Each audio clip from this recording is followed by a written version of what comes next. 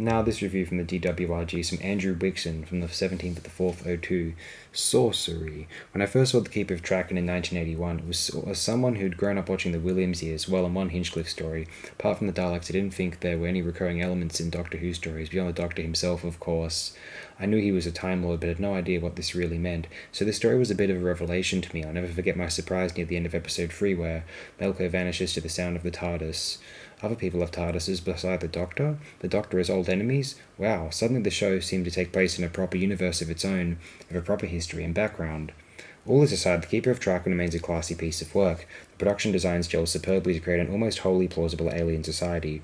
A rich vein of fairy tale runs through it all, from the costumes, Nisses in particular, to the sets, and of course the story. The way the Keeper narrates the backstory to the Doctor and Adric, a unique way of setting it all up, only as to the effect of a fable unfolding, and the narrative itself is steeped in mythic elements, walking statues, wicked stepmothers, and above all the Master's presence as a serpent in the Garden of Paradise. Sadly, all this gets a bit forgotten as the story proceeds, and things evolve much more around source manipulators and other gadgetry. The Doctor is a bit too handy with that iron bonder, if you ask me, but even here it works extremely well. The transition of Traken from benevolent Eden to a virtual police state convinces, and there's never any doubt as to what's going on. Famously, this is a story that brought the Master back as a regular story element, and it's a pretty triumphant return. Jeffrey Beaver's makeup may be a bit so-so, but his vocal performance as Melker is outstanding.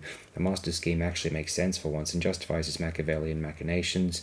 It's a shame Beavers wasn't kept on to play the rejuvenated Master. The character might just have retained some credibility. As it is, Anthony Henley was never better in the series than he is here as Tremas. The greatest 80s story to feature the Master may be the next one, but this runs at a close second.